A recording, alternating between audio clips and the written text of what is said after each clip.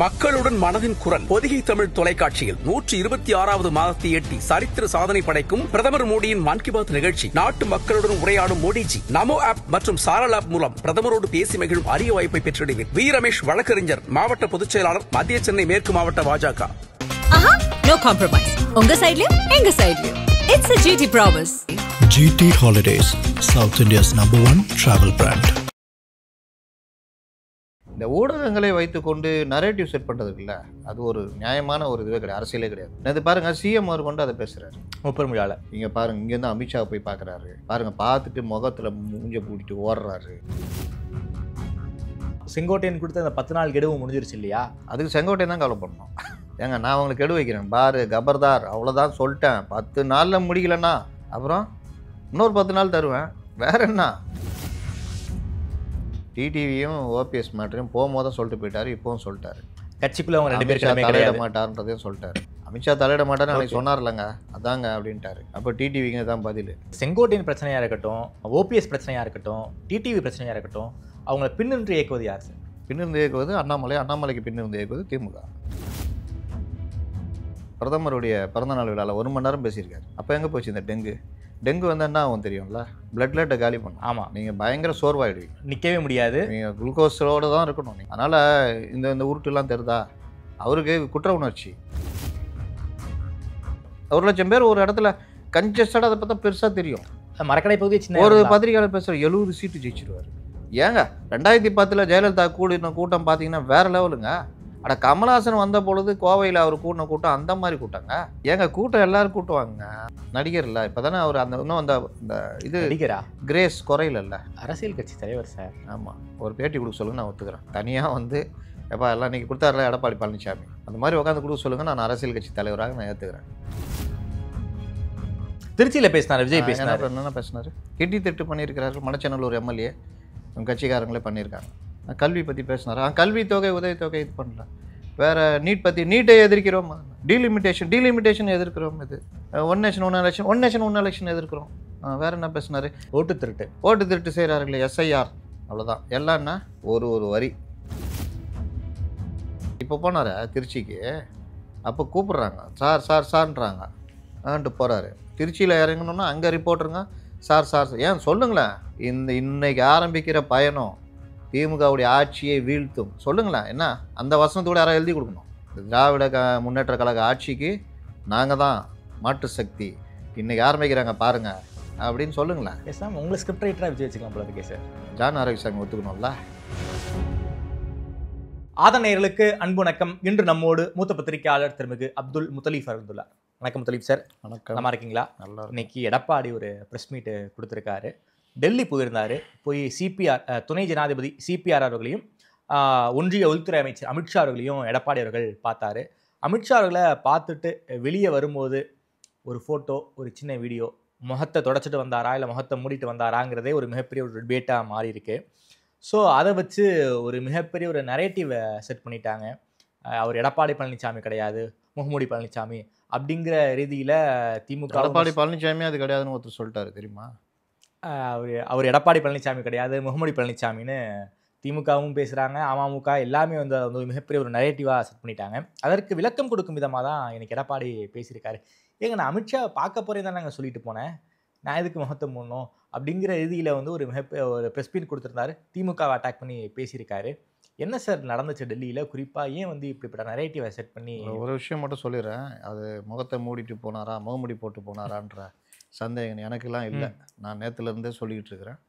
அந்த விஷுவல் பார்த்தாலே தெரியும். சாதாரணமாக இன்னொன்று என்ன அவசியம், இப்போ அவரே சொல்கிறாருல்ல, சொல்லிட்டு தான் சார் போனார். கவர்மெண்ட் காரில் தான் போனேன். ஆமாம், வேறு காரில் கூட போகலன்னு. அப்போ என்ன விஷயம் அப்படின்னு பார்த்தீங்கன்னா, ஆரம்பத்தில் இருந்து நான் சொல்கிறேன், கிட்டத்தட்ட 2021 இவர்கள் ஆட்சிக்கு வர்றதுலேருந்து அதுக்கு முன்னாடி இருந்தே பார்த்தீங்கன்னா ஏடிஎம்கேக்கு எதிரான ஒரு வலுவான ஒரு டிஃபேம் பண்ணுற வேலையை பண்ணுறாங்க. 2021 இவர்கள் ஆட்சிக்கு வந்த பிறகு இன்னும் ஊடகங்களெல்லாம் கையில் எடுத்துக்கிட்டு, நடுநிலையாளர்கள் பேசுகிறோம், பத்திரிகையாளர்னு பேசுகிறோம், எல்லாருமே கையில் எடுத்துக்கிட்டு இவர்கள் என்ன சொல்கிறாங்களோ அன்றைக்கி அது ஃபுல்லாகவே நியூஸாக மாறும், அது விவாதிக்கப்படும், அது ஓடும். அது பொய்யாக இருந்தால் கூட அதை பற்றி கவலைப்பட மாட்டாங்க. உண்மை இதான் பொய் நம்பாதீங்கன்னு சொன்னாலும் இது ஒரு ரவுண்டு போயிட்டு வந்துடும். ரொம்ப பேர் மனசில் அது பதிஞ்சிடும். முக்கியமாக ஊடகவியலாளர்கள் மனசுலேயே பதிஞ்சிரும். கேள்வி கேட்குறவங்கள அந்த அடிப்பில் தான் கேட்பாங்க. இல்லைங்க அது பொய்யாச்சே சொன்னீங்களே பார்த்தீங்களா அப்படியா சார்னுவாங்க. ஆ. அப்போ ஒவ்வொரு விஷயத்துலையும் இந்த நரேட்டிவ் செட் பண்ணுன்றது ஓடிக்கிட்டு இருக்கு. ஸோ அதிமுகவுக்கு எதிராக ஒரு மிகப்பெரிய நரேட்டிவ் செட் செய்யப்படுதுன்னு சொல்றீங்களா? 2021 இருந்தது. அதற்கு பிறகு அதிமுகவை பலகீனப்படுத்தணுன்ற வேலையை நடக்க ஆரம்பிச்சது. கிட்டத்தட்ட அண்ணாமலையெல்லாம் பிடிச்சி டிடிவி ஓபிஎஸ் இவங்கெல்லாம் வச்சுக்கிட்டு இவர் அதுலேருந்து தலையை நிமித்துறதுக்கே 2 வருஷம் ஆயிடுச்சு. கட்சி பிரச்சனையிலேயே இருந்து ஓபிஎஸ் வெளியே அனுப்பிச்சு ஒரு நிமிறதுக்கே 2 வருஷம் ஆச்சு இல்லை. ஆமா. எதிர்கட்சியாக செயல்படலை, நாங்கள் தான் எதிர்கட்சின்னு. அதாவது இவங்களே அதுக்கு காரணமாக இருப்பாங்க. அதாவது கூட்டணி கட்சியாக இருந்துக்கிட்டு தோழமை கட்சியே அடின்னு அடிச்சுக்கிட்டு தோழமை கட்சியே நோண்டிக்கிட்டு எல்லா வேலையும் பண்ணிக்கிட்டு செயல்பட விடாமல் பண்ணிக்கிட்டு நாங்கள் தான் உண்மையான எதிர்கட்சி அப்படின்னு உருட்டு பாஜக கிளைம் பண்ணாங்க, அண்ணாமலை கிளைம் பண்ணாரு. அப்புறம் உங்களுக்கு ஸ்பிளிட் ஆனதெல்லாம் பார்த்தோம். ஸ்பிளிட் ஆனதுடைய விளைவு 13 தொகுதிகள் கிட்டத்தட்ட போச்சு. ஒன்றா இருந்தாலும் 15 தொகுதி ஜெயிச்சிருப்பாங்க. அப்போ இந்த மாதிரி நரேட்டிவ் செட் பண்ணுறது, அப்புறம் பாஜகவை பெருசாக தூக்கி காமிச்சு ஏடிஎம்கே ஒன்றுலாம் பண்ணுறது, ஏடிஎம்கேவை பலவீனமாக்குறதுக்காக பாமகவை இழுத்து பாஜகவில் கொண்டு வர்றது, எல்லா வேலையுமே அவருடைய ஸ்ட்ராட்டஜியாக வச்சு பண்ணாங்க. அதெல்லாம் நம்ம தப்பு சொல்ல முடியாது. அதுதான் ஒரு சாமர்த்தியம். ஆனால் இந்த ஊடகங்களை வைத்துக்கொண்டு நரேட்டிவ் செட் பண்ணுறது இருக்குல்ல, அது தர்மமே கிடையாது. அது ஒரு நியாயமான ஒரு இதுவே கிடையாது, அரசியலே கிடையாது. ஆனால் இன்றைக்கி அது நடக்குது. இது பாருங்கள், சிஎம் அவர் கொண்டு அதை பேசுகிறார் முப்பெருமிழால. அப்போ இவர்களுக்கு அது தெரியாமல் பேசுகிறாங்களான்னா கிடையாது, தெரியும். ஆனால் ஏன் பேசுகிறாங்க அப்படின்னா, இந்த விவகாரத்தை இவர் பேசிட்டாருன்னா டிடிவி மற்றவர்களை பேச வச்சுட்டாங்க, ஊடகங்களை பேச வச்சா அது அப்படியே பரவிடும். ஏற்கனவே ஒரு அடிமைகள் இங்கே பாருங்கள், இங்கேருந்து அமித்ஷா போய் பார்க்குறாரு பாருங்கள், பார்த்துட்டு முகத்தில் மூஞ்ச பூட்டிட்டு ஓடுறாரு, இப்படி எல்லாம் கிளப்பி விடுறதுக்கு இது என்னென்னா ஒரு வகையான டிஃபேம். ஓகே. இப்போ இதுக்கு விளக்கம் கொடுக்கறதுக்கு அவர் நேற்று சேலத்துலேருந்து வந்தார், லேட்டாக ஓகே ஈவினிங் வந்தார். பேட்டி கொடுக்கலன்னு பார்த்தியா பேட்டி கொடுக்கல. அமித்ஷா செம்ம ரைடு விட்டார். ஓகே. நீங்கள் பார்த்தீங்கன்னா மூத்த பத்திரிகையாளர்னு சொல்லிக்கிற பலரும் இனி அவ்வளோதான் எடப்பாடி அமித்ஷா. அது எப்படிங்க? ரொம்ப சிம்பிளாக நான் கேட்குறேன். ஒரு கட்சி சேர்றாங்க, எப்படி சேர்றாங்க? நான் சொன்ன மாதிரி 13 தொகுதியை இழந்து அதை உணர்ந்து அதற்கு காரணமானவர்களை பற்றி தெரிஞ்சுக்கிட்டு இதற்கு பிறகு நமக்கு பார்லிமெண்ட்டு சீட்டுனா அது நல்ல பார்ட்னர் ஏடிஎம்கேன்னு அவர்களும் 26ல் நம்ம மீண்டும் 21 மாதிரி ஓரளவுக்கு நம்ம அடிக்கணும், கூடுதலாக அடிக்கணும் வாய்ப்பு இருக்குதுன்னா அது என்டிஏ கூட்டணி தான் அப்படின்னு இவரும் சேர்றாங்க. ஓகே. 2 பேருக்குமே தேவை இருக்குது. ஆமாம். சேர்ந்தவொடனே சண்டை போட்டுப்பாங்களா? இல்லை சேர்ந்தவொடனே ஒரு டிடிவி, நான் 1% கூட இல்லாத ஒரு டிடிவி சொல்கிறது கேட்பாங்களா? இல்லை செங்கோட்டையன் சொல்கிறத கேட்பாங்களா? அப்போது இது எல்லாமே திட்டமிட்டு உருவாக்கப்படுறது. ஓகே சார், இந்த செங்கோட்டையன் பிரச்சனையாக இருக்கட்டும், ஓபிஎஸ் பிரச்சனையாக இருக்கட்டும், டிடிவி பிரச்சனையாக இருக்கட்டும், அவங்கள பின்னின்று இயக்குவது யார் சார்? பின்னிருந்து இயக்குவது அண்ணாமலை, அண்ணாமலைக்கு பின்னிருந்து இயக்குவது திமுக. அவ்வளோதான் சார். எனக்கு லாஜிக்கே புரியல சார். அதே அண்ணாமலை தான் எடப்பாடி பழனிசாமியை முதல்வராக்க வேண்டியது நம்முடைய கடமைன்னு பேசுறாரு. அண்ணாமலை திமுகவை இறங்கி அடிக்கிறார் சார். அவரை எப்படி சார் அண்ணாமலை எப்படி சார் திமுக இயக்க முடியும்? அது எல்லாமே பண்ணுவார், அதையும் பண்ணுவார், இதையும் பண்ணுவார். அதோட ஒரு படி மேலே போய் அண்ணன் எடப்பாடியார் அவர்களை முதலமைச்சர் ஆக்குவது உயிரை கொடுத்தாலும் நாங்கள் ஆக்குவோம்லாம் பேசுவார். நீங்கள் ரொம்ப சிம்பிள். இதெல்லாம் நாங்களாம் ஒரு வருஷம் முன்னாடியிலேருந்து நான் அந்த 24 எலெக்ஷன் இதில் இருந்தால் நான் சொல்லிக்கிட்டு இருக்கேன். அண்ணாமலையினால தான் இது உடஞ்சதுன்னு. அண்ணாமலை ஆதரவாளர்களை நம்ம நண்பர்களை ஏற்றுக்க மாட்டாங்க, கிடையவே கிடையாது. ஏடிஎம்கே தான் உடைச்சது. ஏடிஎம்கே உடைக்கிறதுக்கு யாருங்க பண்ணது? நீங்கள் வீட்டுக்கு ஏன் வரமாட்டேங்கிறீங்கன்னா, என்ன இவருலாம் பேச அசிங்கமாக பேசுகிற, வீட்டுக்கு வந்தாலும் திட்டுறாரு, அதனால தான் வரல. இல்லை நீங்கள் தான் வீட்டுக்கு வராமல் விட்டீங்க அப்படின்னா, அண்ணாமலை பண்ண கூத்துகள்னால தான் உடையுது. மூலம் எங்கே அப்படின்னா, அதை நம்மலாம் பேசிட்டு போகலாம், ரொம்பலாம் பேச்சுவார்த்தை வரல, யாரும் பெருசாக பேசலை. அதிமுக தோல்விக்கு இவர் அண்ணாமலை முக்கிய காரணமாக இருந்தான்றதெல்லாம் யாரும் இது பண்ணல. அதிமுகக்குள்ளேயே உள்குழப்பம் விளைவிக்கிறதுக்கு டிடிவியை சேர்த்துக்கிட்டு ஓபிஎஸ் சேர்த்துக்கிட்டு அண்ணாமலை பண்ணாருன்றதெல்லாம் யாரும் பெருசாக பேசலை. ஆனால் இப்போது பிஜேபி கூட்டணி அமைஞ்சு இப்போ பிரச்சனைகள்லாம் வருதுன்னா யாரால் வருதுன்னா அண்ணாமலையாக தான் வருதுன்னு எல்லாரும் பேச ஆரம்பிச்சிட்டாங்களா? பிஜேபிக்குள்ளேயே ஏங்க இவருக்கு எதிராக எவ்வளோ புகார்கள் போயிடுச்சாங்க.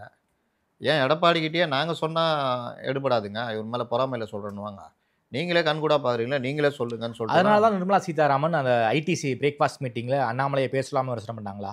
அது தெரியல. ஏன்னா இந்த மாதிரி சில்லுண்டி செய்திகள் இருக்குல்ல, அதெல்லாம் நம்ம சொல்ல முடியாது. ஓகே. நான் பொதுவாக சொல்கிறது, அண்ணாமலை பற்றி க்ளீனாக எடுத்துட்டாங்க ரிப்போர்ட். ஓகே. இவர் யார் யார் கூட லிங்கில் இருந்தார், என்னென்ன பண்ணார், இவர் என்ன தான் திமுக இஷ்யூ பேஸில் அடித்தாலும் லாங் டேர்ம் இதிலலாம் இவர் சும்மா தொட்டு விட்டு போயிடுறது. அடிக்கிறது போயிடுறது. நீங்கள் இப்போ கேட்குறீங்கல்ல, அந்த மாதிரி தான். ஆனால் ஊழல் பட்டியல் வெளியிட்டார்ல, ஆமா. ஃபைல்ஸ் 2ஓ மற்ற இதுவோ இவர் பெருசாக அது ஆர்வம் காட்டினாரா? அவர்கிட்ட அவ்வளோ டேட்டாஸ் இருந்தது. இன்னும் மத்திய அரசு கொடுத்து பண்ண சொன்ன வேலைகளில் பல இதை ஒரு பேக் அடிச்ச வரலாறுலாம் உண்டு. அதனால் எல்லாத்துக்கும் மேலே கூட்டணியை ஏன் உடைக்கணும்? உங்களுடைய நோக்கம் என்ன? அதான் மேட்ரு. எண்ட் ஆஃப் தி டே என்னது? வெற்றி தான் முக்கியம். வெற்றி முக்கியம், திமுக வீழ்த்தப்படணும். ஆனால் எண்ட் ஆஃப் தி டே நீங்கள் என்ன பண்ணீங்க? இதுதான் மேட்ரு. ஓகே. அப்போ அண்ணாமலைக்கு இந்த மாதிரி பண்ணுறதுக்கான அந்த 2024 அண்ணாமலைக்கு அந்த விளையாடுறதுக்கான ஸ்பேஸ் கொடுத்ததும் பாஜகவுடைய தேசிய தலைமை தானே சார்? இருக்கும். ஆமாம், நான் இல்லைன்னு சொல்லலையே. அவர்களை பொறுத்த வரைக்கும் நம்ம 400 சீட்டு ஜெயிச்சிருவோம், நமக்கு ஒன்றும் பிரச்சனை இல்லை. தமிழ்நாடு ஒன்றும் பிரச்சனை கிடையாது. தம்பி ஏதோ பண்ணுறான், இங்கே பண்ணட்டும். பிஜேபி அதனால் வளருதுன்னா வளரட்டும். ரெண்டாவது இவருக்கு ஆதரவாக பிஎல் சந்தோஷ் போன்றவர்கள் பயங்கரமாக தம்பி வேறு லெவலில் பண்ணி வச்சுக்குது, தனியாக மட்டும் விட்டிங்க வச்சுங்க அப்படின்னு சந்தோஷ். இப்போ சந்தோஷாலே காப்பாற்ற முடியலல்ல. ஓ, இதுக்கு தானே இந்த நாடகம். சந்தோஷ் போய் கூப்பிட்டு வர்றதும் இது பண்ணுறதும் அதுதான் ஒதுக்கி வச்சுட்டாங்கல்ல. இங்கே சொந்த கட்சிக்காரர்களையே ஒன்றுமில்லாமல் ஆக்குற ஒரு லீடர்ஷிப் குவாலிட்டி எங்கேயா பார்த்துருக்கீங்களா? ஒரு லீடர்ஷிப் குவாலிட்டி அது கிடையாது. எல்லோரையும் அரவணைச்சு இது பண்ணுறது, ஏதாவது தொல்லை கொடுக்குறவொன்னு தட்டுறது வேற விஷயம். எல்லாரையும் போட்டு தட்டி ஒரு எதிரணியில் நிப்பாட்டுறது, ஓகே, இந்த ரவுடி பசங்க தாதாக்களை எல்லாம் கட்சிக்குள்ளே சேர்க்கறது, அந்த மாதிரி அதெல்லாம். அப்புறம் தனக்குன்னு ஒரு டீம் வச்சுக்கிறது. அவங்களது வராகி டீமு, அவங்களுடைய இது வந்து அந்த இன்டர்நெட், இந்த இது ட்விட்டர், சமூக வலைதளம் இது வந்து வராகி. ஆனால் இங்கே தமிழ்நாட்டில் வராகி கிடையாது. இவர் தனியாக வச்சுக்கிட்டு இவர் தனியாக வார் ரூம் போட்டுக்கிட்டு யாரெல்லாம் அடிக்கணுமோ இவர் அடிச்சிட்டு இருப்பார். அதனால் வந்த புதுசில் ஒரு பண்ண கூத்துலாம் தெரியும்ல. அதனால் பாஜகவுக்கு வளர்ந்தாலும் இவருடைய சொந்த செல்வாக்கு தான் அங்கே. நீங்கள் இப்போவும் பாருங்கள், அண்ணாமலை இல்லைன்னா இது இல்லை, அண்ணாமலை தான் பெஸ்ட்டுன்னு சொல்ல வைக்கிறது, இவருக்கு பேர் சொன்னால் கூட்டத்தை விட்டு கத்த விட்றது, எல்லாமே வந்து பின்னணி இப்போ எல்லாத்தையுமே கண்டுபிடிச்சிட்டாங்க. ஓகே. இப்போது ஏடிஎம்கே பாஜக இன்றைக்கி அதான் வச்சு அவர் சாணியில் முக்கிய அடிக்கிறாரு எடப்பாடி. போடுங்க, இனிமேல் நான் பாத்ரூம் போனால் கூட கேட்டு போகிறேன், உங்கள்கிட்ட தான் கேட்டு போகணும் போலன்னு அடிக்கிறார். ஓகே சார், குறிப்பாக இந்த அதிமுகவுடைய உட்கட்சி பிரச்சனையில் பாஜகவோட தலையீடு கிடையாது, கட்சி கட்டுப்பாட்டை மீறுவோர் மீது கடுமையான நடவடிக்கை எடுக்கப்படும்ங்கிறாரு. செங்கோட்டையனுக்கு தான் இந்த மெசேஜா சார்? கட்சி கட்டுப்பாட்டை மீறியவர்கள் மீது நடவடிக்கை எடுத்துள்ளோன்றார். ஆமாம், மீறுவர்கள் மீது கடுமையான நடவடிக்கை எடுத்துள்ளோம், எடுக்கப்படும்னு வேற சொல்லியிருக்காரு. இனிமேல் பண்ணாலும் நடக்கும்தான்றது தான் அது. எடுத்துள்ளோம்ன்றது வந்து இன்னோட கடுமையாக எடுக்கலை. அவர் நோட்டீஸ் கொடுத்து நீக்கிற வேலைலாம் பண்ணல. இப்போதைக்கு பொறுப்பை பிடிங்கிட்டு விட்டுருக்காங்க, சுற்றிக்கிட்டு ஓகே, பம்பரம் மாதிரி அங்கங்கே சுற்றிக்கிட்டுருன்னு. டிடிவியும் ஓபிஎஸ் மேட்டரையும் போகும்போது தான் சொல்லிட்டு போயிட்டார், இப்போவும் சொல்லிட்டாரு. கட்சிக்குள்ளே அவங்க 2 பேரும் தலையிட மாட்டார்ன்றதையும் சொல்லிட்டாரு. ஓகே, எல்லா விஷயத்தையும் உடச்சிலாம் சொல்ல முடியாதுல்ல. அமித்ஷா தலையிட மாட்டார்னு அன்றைக்கி சொன்னார்லங்க, அதாங்க அப்படின்ட்டாரு. அப்போ டிடிவிங்க தான் பதில். இப்போ என்ன நரேட்டிவ் செட் பண்ணுவாங்கன்னா, டிடிவிட்ட தூக்கிட்டு போங்க, அவர்கிட்ட கேளுங்க, உங்களை பற்றி சொன்னார், அதை பற்றிலாம் கேளுங்க அப்படின்னு தூக்கிட்டு போவாங்க. இன்றைக்கி அவர் இன்னொரு விஷயத்தையும் கூடுதலாக சொல்லியிருக்காரு. நாங்கள் வந்து ஆட்சியில் இருக்கும்பொழுதும் சரி, இப்போவும் சரி, நான் என்ன பண்ணுறேன், நான் என்னன்றது தான் திருப்பி நீங்கள் எடுத்துகிட்டு போடுறது, இந்த நெகட்டிவ் நியூஸ் தான் பண்ணுறீங்க. ஆனால் இந்த பக்கம் திமுகவில் நடக்கிற விஷயங்களை தொடக்கூட மாட்டேங்கிறீங்க. கொஞ்சம் நடுநிலையோடு இருங்க. காங்கிரஸ் கூடுதல் தொகுதியை கேட்போன்னுலாம் சொல்கிறாங்க, அதெல்லாம் 100 சீட்டுக்கு மேலே கேட்குறாங்க, தொடவே மாட்டேங்கிறீங்க. அவர் இங்கே ராஜேஷ்குமார் பேசினதெல்லாம் அவர் இன்னொன்று, அதிமுகவுடைய ஐடி விங்கும் சரி, அதிமுகவுடைய அந்த டீம் இருக்குல்ல, அந்த பிரம்மாஸ் இவங்கெல்லாம் கூடுதலாக தகவல்களை திரட்டணும். நாளைக்கு யோசிக்கிறாங்க, இவங்க நாளைக்கு யோசிக்கணும். இவங்க இன்றைக்கி தான் நேற்று யோசிக்கிறாங்க. புரியுதா சொல்கிறது? இறங்கி அடிக்கிறதுக்கு அவருக்கு மெட்டீரியல் கொடுத்துக்கிட்டே இருக்கணும். நம்மலாம் பேசி முடிச்சு 2 நாள் ஆகுது, அந்த மேட்டர் இன்றைக்கி அவர் கொடுத்துருக்காங்க, அவர் பேசுகிறாரு. அப்போது நீங்கள் வச்சு அவங்க யோசிக்க விடாமல் அடித்தாதான் ஊடகங்களும் சரி, மற்றவங்களும் சரி, பொதுமக்கள் மத்தியிலும் ஆமாம் இல்லை கரெக்ட் இல்லைன்னு வரும். டிடிவியை பற்றி இன்றைக்கி பேசுகிறாரு. போன வாரம் நம்ம பேசியிருந்தோம். யாருங்க நீங்கள் டிடிவி? ஜெயலலிதா அவங்கள எங்கே வச்சுருந்தாங்க? பாண்டிச்சேரியில் தானே இருந்தீங்க, இறந்தா அப்புறம் தானே வந்தீங்கன்னு சாட்டை துரைமுருகன் லேட்டஸ்ட்டாக பேசியிருக்காரு. ஒரு 2 நாள் முன்னாடி பேசினான்னு நினைக்கிறேன். அதே விஷயம் செங்கோட்டையனும் நான் பேசினேன். 2011க்கு பிறகு உங்களை தூக்கி விட்டாங்க. ஆமாம், அதுக்கப்புறம் அவங்க ஒன்றும் உங்கள் அமைச்சராக்கலையே, எடப்பாடி தானே ஆக்குனாருன்னு. இதெல்லாம் வந்து எடுத்து கொடுக்கணும், பாயிண்ட் அவருக்கு பேசணும். எல்லாமே தலைவர்களுக்கு ஞாபகம் இருக்காது, அதுக்கு தான் டீமு. இவர்கள் அதில் ரொம்ப மைனஸாக இருக்கிறாங்க. ஓகே.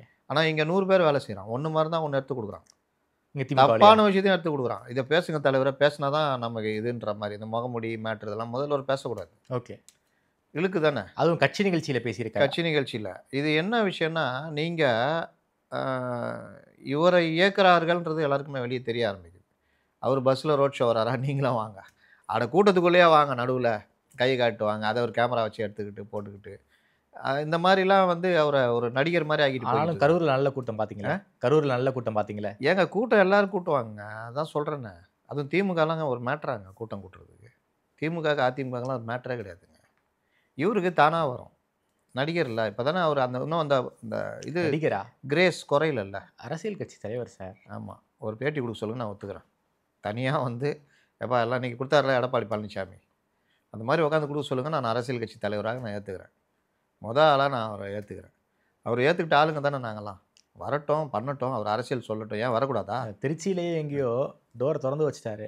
நம்ம ஆட்கள் மைக்க போடுறாங்க, டக்குன்னு மூடுறாரு. மல்லி பார்த்தீங்களா, மல்லிகள்கிட்ட மல்லிப்பூ நீட்டுவான், மல்லின்னு அப்படியே மூஞ்சி இழுத்துட்டு போவார். எனக்கு அதான் ஞாபகம் வந்தது.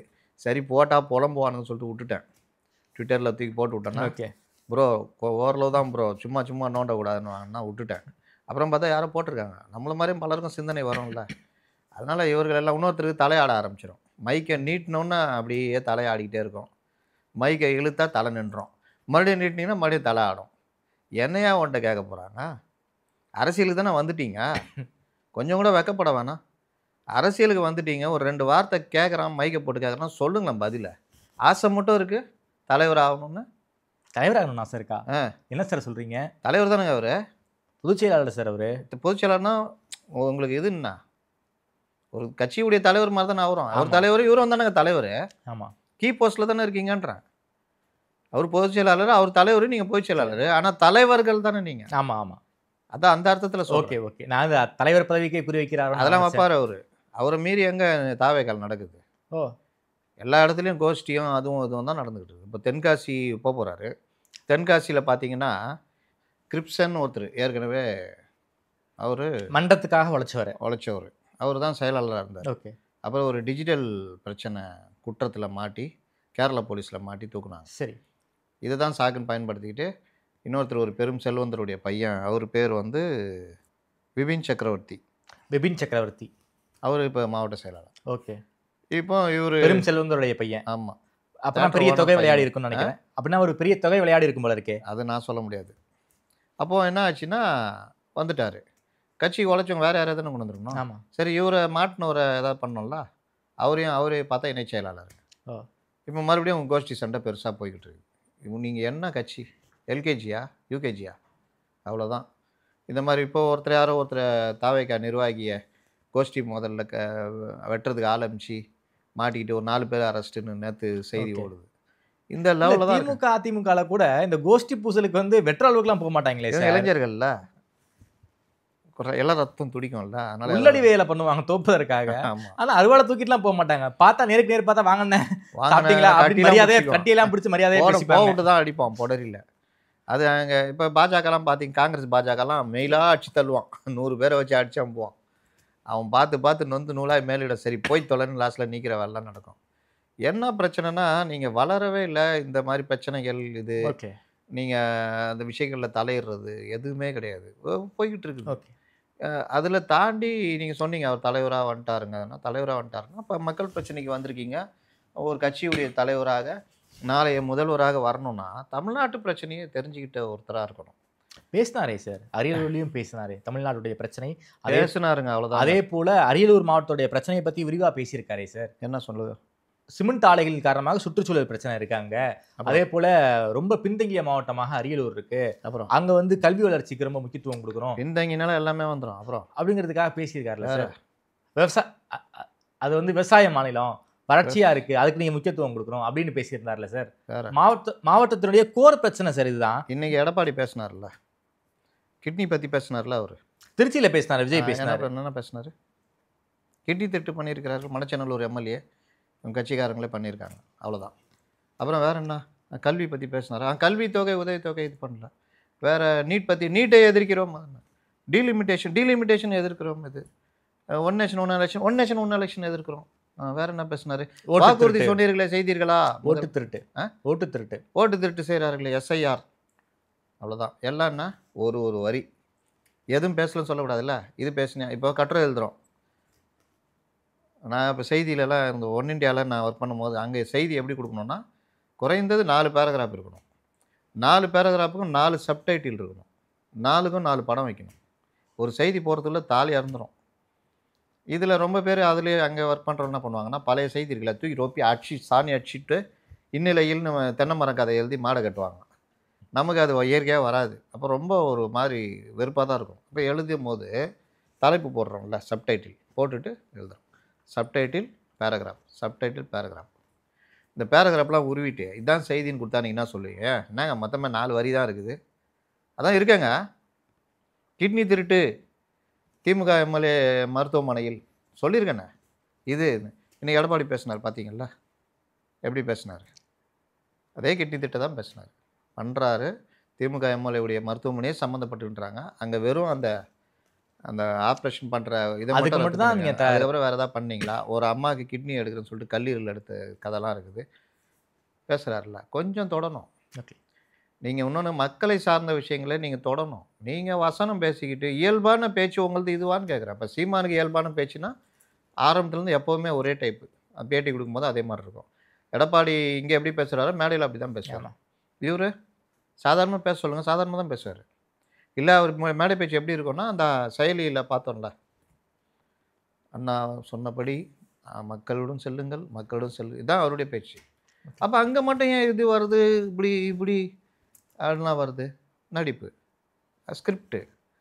இது உதவாதுன்ற இல்லை. எப்போவுமே இப்படி நீங்கள் இருக்கிறீங்க. இப்போ ரஜினி பார்த்தீங்கன்னா அவர் சினிமாவில் பேசுகிற ஸ்டைலு அதே ஸ்டைலு இந்த மேடை பேச்சுலையும் அப்படி தான் பேசுவார். என்னப்பா இது நான் பார்த்தேன் பண்ணேன் அதே அந்த ஸ்டைல் தான் சினிமாலேயும் வரும், அதே தான் வரும்.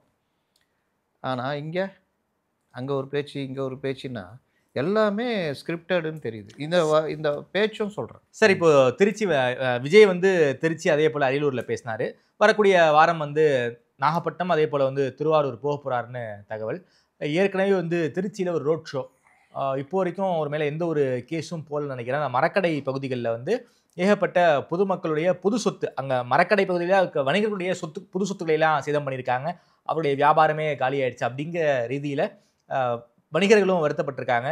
ஏர்போர்ட்டில் தடுப்பே உடச்சிக்கிட்டு வெளியே போயிருக்காங்க. பொது சொத்து சேதம். அதே போல் ரோட் ஷோவுக்கு அனுமதி கொடுக்கலாம், ரோட் ஷோவாக போனார். இது மாதிரியான பிரச்சனை மறுபடியும் டெல்டாவில் வர வாய்ப்பு இருக்கா? இன்னும் எந்த ஒரு கேஸும் போடலையே சார் திமுக. இதுக்கு என்ன காரணம்? என்னன்னு தெரியல, விட்டுருப்பாங்க. ஆனால் பொது சொத்துக்களை சேதப்படுத்துறதுக்கு ஏதோ வழக்கு போட்டிருக்காங்க. ஓகே, அந்த மாவட்ட செயலாளர் மேலே இதெல்லாம். இவர் ரோட் ஷோ தான் நடத்துகிறாருன்றதை நான் திரும்ப திரும்ப சொல்கிறேன். இவர் அந்த பூத் கமிட்டி கூட்டத்துக்கு வந்ததுமோ பக்கத்து மாவட்டங்கள் எல்லாத்தையும் திட்டமிட்டு வர வச்சு, ஓகே, கோவை விமான நிலையத்தில் இதே தான் நடந்தது. பொது சொத்துக்கள் சேதம் வழக்கு இருக்குது இன்றைக்கி. சேலம் பார்த்திபன் கூட எல்லாருமே இருக்குன்னு நினைக்கிறேன். அப்போ அந்த பொது சொத்துக்கள் சேதம் வேண்டுமென்றே ரோட் ஷோ வந்தார். இட்டுன்னு போய் விட்றதே பெரிய இது. அதான்டா உட்கட்டமைப்பு, இதான்டா போலீஸுன்ற மாதிரி சொன்னார் அன்றைக்கி. யார்? அரிய தகவலை சொன்ன நம்ம புசி ஆனந்த். அவ்வளோதான். அதுக்கு பிறகு அதில் ஒரு வழக்கு பாஞ்சது. மதுரைக்கு போகும்போது எந்த காலத்துலேயும் ப்ரெஸ்ஸை பார்க்காதவர், மல்லி அந்த ஸ்டைலில் இருக்கிறவர் வலிய ப்ரெஸ் ரிப்போர்ட்டரை இப்போ போனார் திருச்சிக்கு. அப்போ கூப்பிட்றாங்க, சார்ன்றாங்க. ஆன்ட்டு போகிறாரு. திருச்சியில் இறங்கணுன்னா அங்கே ரிப்போர்ட்டருங்க சார் ஏன் சொல்லுங்களேன். இன்னைக்கு ஆரம்பிக்கிற பயணம் திமுகவுடைய ஆட்சியை வீழ்த்தும் சொல்லுங்களேன். என்ன அந்த வசனத்தோடு யாராவது எழுதி கொடுக்கணும். இன்றைக்கி நான் ஆரம்பிக்கிறேன், மக்கள் பிரச்சனை, மக்களோட நான், இந்த ஒவ்வொரு விஷயத்தையும் விட மாட்டோம். இந்த திராவிட முன்னேற்ற கழக ஆட்சிக்கு நாங்கள் தான் மாற்று சக்தி, இன்றைக்கி ஆரம்பிக்கிறாங்க பாருங்கள் அப்படின்னு சொல்லுங்களேன். சார் உங்களை ஸ்கிரிப்ட் ரைட்டராக விஜய் வச்சுக்கலாம் போல இருக்கே சார். ஜான் ஆரோக்கியசாமி ஒத்துக்கணும்ல. ஜான் ஆரோக்கியசாமி அங்கங்கே போகிறாரு, பாவம் எங்கேயா கொடுத்து எழுதி வாங்கிட்டு வர்றாரு. அப்போ அந்த பிரச்சனை நீங்கள் ப்ரெஸ்ஸை பார்த்தா இப்படின்னு அங்கேயும் ஓடுறீங்க. பஸ்ஸில் போகும்போது நீட்னா மல்லி. அப்போது நீங்கள் இந்த மாதிரி விஷயத்துக்கு சொல்லாத ஆள் மதுரைக்கு போகும்போது மட்டும் ப்ரெஸ்ஸை கூப்பிட்றீங்க. வா தயவு செஞ்சு. நம்மளும் தடிக்கு எழுந்திரிச்சு ஓடி போய் மைக்கு நிட்டுறான். ஏதோ சொல்ல அரசியல் பேச போகிறேன்னு நினச்சாங்க. நான் மதுரைக்கு போகிறேன், ரசிகர்கள் யாரும் வந்து விடாதீர்கள். இதுக்கு அர்த்தம் என்ன? ஏன் சொல்லிட்டு போறீங்க? இது முன்னாடி எத்தனை படம் ஷூட்டிங்கு இந்த மாதிரி ப்ரெஸ்ஸை கூட்டு ரஜினி கூட ஷூட்டிங்க்கு ரஜினி கூட போகும்போது பாருங்களேன், சார் ஜெயிலர் 2 எப்படி? ஜெயிலர் 2வா? ஜெயிலர் 2 நல்லபடியாக நடக்குது. அது இது சார் இந்த உதயநிதி பாருங்க அரசியல் அப்படின்ட்டு போயிடுவார். ஏதோ படத்தை பற்றி கேட்டால் நல்லா ஜாலியாக சொல்லுவார். அவருக்கு அதில் பற்றி எந்த ஸ்டேஷன் அரசியல் பற்றி பேசாதீங்கன்னு கேட்காதீங்கன்ற. அப்போ நீங்கள் இதை சொல்லிட்டு போகிறீங்க. அங்கே போயிட்டு காரில் ஏறி போக வேண்டியதானே ஷூட்டிங்க்கு, பிரச்சார வாகனம். அப்போ அதுவும் திட்டமிட்ட ஒரு ரோட் ஷோவாக மாற்றுறீங்க. திருச்சி நீங்கள் உங்களுடைய இதுவே பிரச்சார பயணம் போலீஸ் ஏற்கனவே சொல்லுது. ரோட் ஷோ இல்லை நாங்கள் இங்கே இந்த டைம்லாம் சொல்கிறாங்க. இதில் வேற 10 நிமிஷம் தான் பேசணும் 15 நிமிஷம் தான் பேசணும்னு சொல்கிறாங்கன்றீங்க. அது மாதிரிலாம் சொல்லலை. அதுக்கு பிறகு பார்த்தீங்கன்னா இவர் அங்கேயும் ரோட் ஷோவாக மாற்றுறாரு. மொல்லமாக அந்த ஊர்வலம் மாதிரி தேர் மாதிரி நகருது அந்த வண்டி பிரச்சார வாகனம். அப்போ நீங்கள் திட்டமிட்டு இன்னைக்கு கோர்ட்டில் வழக்கு வருது. டெபாசிட் கட்ட சொல்லுவாங்க. சொன்னாலும் சொல்லுவாங்க, பொது சொத்து சேதம் பண்ணுறல டெபாசிட் கட்டு, நீ ஏன் இப்படி நடத்துகிற. அவங்க தரப்பில் இன்னைக்கு இதெல்லாம் எடுத்து வச்சிட்டாங்க. அரசு தரப்பில் இவர் திட்டமிட்டு ரோட் ஷோ பண்ணுறாருங்க, இந்த வேலைலாம் பண்ணுறாரு, ஒவ்வொரு ஊர்லேயும் இந்த வேலை பண்ணியிருக்காரு, இவ்வளோ வேலை, இவ்வளோ பொதுமக்கள் இழப்பு, இப்போ சொல்லுங்கன்னு கேட்க. கோயம்புத்தூர், மதுரை, அதே போல் திருச்சி மூணுத்தையும் கவர் பண்ணி காமிச்சிருவாங்க போல இருக்கு. வேற என்ன வீடியோ ஆதாரங்கள் உட்பட காமிக்க போகிறோம். ஓகே, நீங்கள் என்ன நான் புஷி ஆனந்த் மாதிரி எல்லாரும் அதிபுத்திசாலி நினச்சிங்களா? நீ அப்படியே இந்த கொண்டைய மாறிக்க தெரியாமல் அந்த வடிவேலு பண்ணிகிட்டு இருப்பாங்க, அந்த மாதிரி பண்ணிகிட்டு இருக்கிறீங்க. ஊருக்கே தெரியுது நீங்கள் பண்ணுறது. வேண்டுமானால் இங்கே இருக்கிற இந்த அவர்கள் ஆதரவு ஊடகங்கள் இல்லை இந்த விஷயத்தை நுனிப்புல் மேயறவங்களுக்கு வேணால் அது பிரம்மாண்டம். அதுவும் ஒரு சில பத்திரிகையாளர்லாம் பிரம்மாண்டமான கூட்டம் என் வாழ்நாளில் என்ன பார்க்கல. 1,00,000 பேருங்க, அவ்வளோதாங்க. Police report 38,000 மரக்கடையில். மிஞ்சி போனால் அதிகபட்சம் 1,00,000. 1,00,000 பேர் ஒரு இடத்துல கன்ஜஸ்டடாக அதை பார்த்தா பெருசாக தெரியும். மரக்கடை பகுதி சின்ன ஒரு பத்திரிகையாளர் பேசுகிற 70 சீட்டு ஜெயிச்சிருவார். நான் என் வாழ்நாளில் பார்க்க நம்ம கண்ணை மூடிட்டு இருந்தீங்கன்னா அர்த்தம். ஏங்க 2010 ஜெயலலிதா கூடின கூட்டம் பார்த்தீங்கன்னா வேறு லெவலுங்க. ஏங்க 93 வைகோவுக்கு வந்த கூட்டம் போடவா? யாருக்குங்க வரல? அதே திருச்சியில் கொஞ்ச நாளைக்கு முன்னாடி இவர் திருமாவளவன் நடத்தினாருங்க, அவ்வளோ பெரிய கூட்டங்க. கமலஹாசன் வந்த பொழுது கோவையில் அவர் கூட்டின கூட்டம் அந்த மாதிரி கூட்டங்க. என்ன இது? நான் என்ன சொல்கிறேன், உண்மையிலேயே இதுக்கு வேல்யூ இருக்குன்னா வேல்யூ இருக்குது, வளர்றாரு இவர், ஒரு சக்தியாக மாறுவார். இப்போ நம்ம எதாவது மறுக்கிறோமா? இவர் குறிப்பிட தகுந்த வாக்கு வாங்குவார். ஒன்றும் இல்லாமல் போவார்லாம் சொல்லியே. ஆனால் அந்த வாக்கை இவர் ஜெயிக்க வைக்கிறதுக்கு உதவாதுன்னு நம்மளுடைய கருத்து. ஒவ்வொரு நம்ம மாற்றினதே கிடையாது. என்னுடைய இது இவருடைய இது காலை யார் காலையாவது வாரி விடுவார். குறிப்பாக திமுக காலை வாரி விடுறதுக்கு அதிக வாய்ப்பு இருக்குன்னு நான் அப்போதுலேருந்து பேசிக்கிட்டு இருக்கேன். ஓகே, இதுதான் நிலைப்பாடு. ஒவ்வொரு தடையும் நம்ம அந்த மைக்க போடணும்னா சொல்லுங்க, நான் பார்க்கவே இல்லை வாழ்க்கையிலேயே, நீங்கள் யாரும் கோச்சிக்கூடாது, இவர் இவ்வளோ % வாங்குவார், 35% வாங்குவார். இதுதான் பிரச்சனை. ஒரு சிலர் மட்டும்தான் அதை கரெக்டாக அசஸ் பண்ணாங்க. அதிமுக பிரச்சனைக்குள்ள பாஜக தலையீடு இருக்காதுன்னு அமித்ஷா ஏற்கனவே ஐடிசி கிராண்ட் சோழர் சொல்லியிருக்காரு. அதே போல் எடப்பாடியும் சொல்லியிருக்காரு.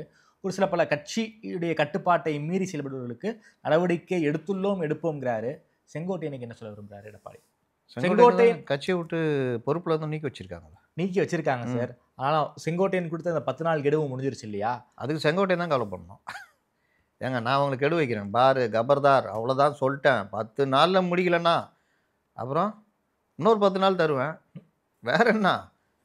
நீங்கள் அதிமுக பாஜக கபலீகரம் அமித்ஷாவுடைய இன்னத்துலாம் கூட பேசியிருந்தாங்க. அமித்ஷா எச்சரிக்கை, இது அதிமுக விட்டார் அப்படி இப்படிலாம் பேசியிருந்தாங்க. ஆனால் நீங்கள் பாருங்கள், இதே அமித்ஷா, இதே குருமூர்த்தி, இதே ஓபிஎஸ் என்ன சொன்னாங்க? 2021 டிடிவியை கூட்டணியில் கேட்டுக்க சொல்லி அமித்ஷா இவ்வளோ பேசினார். ஆமாம், எடப்பாடி ஒத்துக்கல.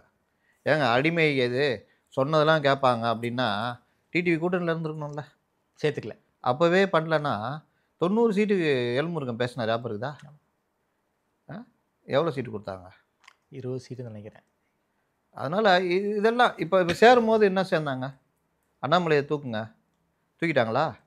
அதிமுக உட்கட்சி பிரச்சனைங்க, டிடிவி பிரச்சனையும் ஓபிஎஸ் பிரச்சனையும் சொன்னாங்களா? டிடிவியும் ஓபிஎஸும் உள்ளே விட மாட்டேன், கை கூலிகளையும் சேர்க்க மாட்டேன்னு தானே போனார். போயிட்டு ஏதாவது மாற்றி சொன்னாரா? இல்லை. 2 பேருக்குமே நான் திரும்ப சொல்கிறேங்க, 2 பேருக்குமே தேவை இருக்குங்க. அதிமுக 2 பேருக்குமே மிகப்பெரிய தேவை இருக்குது, மிகப்பெரிய கோல். அப்படி சேரும்போது இவர்கள் செய்கிற நரேட்டிவ் வச்சுட்டு நம்ம சுற்றிட்டு இருக்கிறோம், அதை பற்றியே பேசிகிட்டு இருக்கிறோம். பாரு போனார், அமித்ஷா கையை பிடிச்சி முறிக்கிட்டாரு, அப்படியே கையை பின்னாடி மடக்கி நான் பாரு அப்படின்னு மிரட்டி அமிச்சார். இந்த அளவுக்கு பேசுகிறாங்க, ட்விட்டர்லேயும் இதுலேயும் போடுறாங்க. நான் கூட நேற்று ஜோக் அடிச்சிருந்தேன், மூஞ்சிலே குத்திட்டாரு. 2 பேருக்கும் வாய் தகராறு முற்றிய நிலையில் கைகலப்பாக மாறியதில் அமித்ஷா ஒரு அறை விட்டதில் கண்ணம் வீங்கி விட்டது, இன்னொரு குத்து விட்டதில் மூக்கில் ரத்தம் வடிந்தது, அதனால் கைக்குட்டியை போட்டு மூடிட்டு வந்தார் எடப்பாடின்னு இப்படி கூட போடுவாங்க. இவங்களுக்கு நரேட்டிவே செட் பண்ண தெரிலங்கன்னா நான் ஜோகா பேசினேன். ஆக்சுவலாக இவங்க அந்த லெவல் தானே போகிறாங்க. Okay sir. அதான், அதனால் எடப்பாடி அந்த விஷயங்கள் இதில் செங்கோட்டையன் 10 நாள் கெடுலாம் செங்கோட்டையன் பிரச்சனைங்க. ஓகே சார், என்னுடைய கடைசி கேள்வி சார். சமீபத்தில் பாஜகவுடைய கோர் கமிட்டி மீட்டிங் செங்கல்பட்டு பக்கத்தில் நடந்துச்சு. காலையில் எனக்கு டெங்கு அதனால் வரமாட்டேன்னு சொன்ன அண்ணாமலை, பிஎல் சந்தோஷ் அவர் வீட்டுக்கு போனதாக, அண்ணாமலை வீட்டுக்கு போனதாக, வீட்டுக்கு போய் ஒரு பேராசிட்டமால் கொடுத்து சாப்பிட்டுட்டு மதியம் நல்லா 2 பாட்டில் குளுக்கோஸ் சேர்த்து அப்புறமா தெம்பா நடந்து வந்து மதியம் அண்ணாமலை இந்த மீட்டிங் வந்தார். என்னதான் சார் நேற்று எங்கே போச்சு டெங்கு? பிரதமருடைய பிறந்தநாள் விழாவில் 1 மணி நேரம் பேசியிருக்காரு. அப்போ எங்கே போச்சு இந்த டெங்கு வந்து என்ன ஆகும் தெரியும்ல, பிளட்லெட்டை காலி பண்ணும். ஆமாம், நீங்கள் பயங்கர சோர்வாயிடுவீங்க, நிற்கவே முடியாது. நீங்கள் குளுக்கோஸோடு தான் இருக்கணும். ஆமாம், நீங்கள் குளுக்கோஸ் ஏறிக்கிட்டே இருந்தால் தான் டெங்குவுக்கு மருந்து, ஒரே மருந்து. அதனால் இந்த உருட்டுலாம் தெரிதா, அவருக்கு குற்ற உணர்ச்சி. அவர் யாரெல்லாம் ஒதுக்குனாங்களோ நீங்கள் அவங்கெல்லாம் நல்ல பொசிஷனில் வந்து உக்காந்துருக்காங்க. அவங்களுடைய எண்ணம்லாம் இங்கே பாஜகவுக்கு கூடுதலாக ஒரு 20 எம்எல்ஏ கிடைக்கணும் அப்படின்றது தான். இவர் நமக்கு பேர் கிடைக்கணும், நம்முடைய அசைன்மெண்ட்டுன்னு ஏங்கினார். அந்த குற்ற உணர்ச்சி தான் இவரால் அங்கே போக முடியல. மீறி கூட்டம் வந்து உட்கார வைக்கிறாங்க. அங்கே என்ன சொல்கிறாரு, அண்ணன் போகிற எழுச்சி கூட்டத்தில் கூட்டம் நல்லா வருது, முன்னேற்றம் வருதுன்னு. அப்போ ஏய் நடிக்காதன்ற மாதிரி தான் இது பண்ணுறாங்க. இனி அண்ணாமலை அதை பண்ணால் கூட இதாகாதுன்னு வச்சிங்களேன். இப்போ அதில் என்ன முடிவுனா, அடுத்த கட்டமாக எப்படி கொண்டு போகிறது, கூட்டு பிரச்சாரம் எப்படி கொண்டு போகிறது. ஓகே, அதாவது அதிமுகவும் பாஜகவும் சேர்ந்து ஜெல்லாவலன்றல ஜெல்லாகி காமிக்கிறோம் எப்படி ஜெல்லாக போகிறோன்னு. அப்புறம் தேமுதிக கிட்டத்தட்ட பேசி முடிச்சிட்டாங்க. இப்போ உள்ளே வராங்களா? அவங்க வந்துடுறாங்க. ஓகே, பாமகவும் கிட்டத்தட்ட வந்துடுறாரு. சின்னவரா பெரியவரா? சின்னவர் தாங்க, அவர்கிட்ட தாங்க பாமக இருக்கு. ஏங்க மற்றவங்க வளரிக்கிட்டு இருப்பாங்க பெரியவர்கிட்ட பாமக இருக்குன்னு, அதுக்கெல்லாம் நம்ம பதில் சொல்ல முடியாது. நான் ஆரம்பத்துலேருந்து சொல்லிக்கிட்டு இருக்கிறேன், யாருக்கிட்ட பொதுக்குழுவால் தேர்ந்தெடுக்கப்பட்டவர்களோ அவர்கள்ட்ட தான் கட்சி இருக்கும். யாரிடம் அதிக பொதுக்குழு உறுப்பினர்கள், அதிக மாவட்ட செயலாளர்கள், அதிக சட்டமன்ற உறுப்பினர்கள், எம்பி இல்லை அவங்கள்ட்ட, ஆமாம், இதெல்லாம் இருக்கோ அதை வைத்து தான் நீதிமன்றமோ தேர்தல் ஆணையமோ பரிசீலிக்கும். தேர்தல் ஆணையம் ஏன் பரிசீலிக்காதவங்கன்னா, இவங்க அங்கீகரிக்கப்பட்ட கட்சி இல்லை. ஓகே, அதனால அவங்க இருந்தாலும் தேர்தல் ஆணையத்தில் அனுப்பிச்சாங்க. மாம்பழச்சினம் வந்துச்சா, அட்ரஸ் மாதிரி வந்துச்சுன்னு உருட்டினாப்புல. ஏதோ அந்த அமேசானில் செருப்பு புக் பண்ணால் அட்ரஸ் மாதிரி வந்துடும்ல, அந்த மாதிரி தெளிவாக இருக்கிறாங்க. நீங்கள் எங்கே கோர்ட்டுக்கு போனாலும் அதுக்கு தான் கேவியட் போடுறாரு, கோர்ட்டுக்கு போனால் இது பண்ணுங்கன்னு. அதனால் சின்னவருடைய எல்லா இடத்துலையும் சின்னவர்கள் தானே ராஜ்யம், சின்னவர்கள் இல்லாமல் எங்கே இருக்க முடியும். அதனால் அந்த பாமக, அன்புமணியுடைய பாமக வந்துடும். ஓகே, கிட்டத்தட்ட ஒரு ஸ்ட்ராங்கான நிலையை நோக்கி நகர்கிறார்கள். ஓகே சார், நன்றி சார். தமிழ்நாடு அரசியல் தொடர்பான பல்வேறு கருத்துக்கள், குறிப்பாக எடப்பாடி டெல்லி பயணம், அதை வைத்து செய்யப்படும் நரேட்டிவை பற்றி ரொம்ப விரிவாக பேசியிருக்கேன். நேரில் இருந்து கொடுத்து பேசியமைக்கு நன்றி முத்துரைத் சார். நன்றி.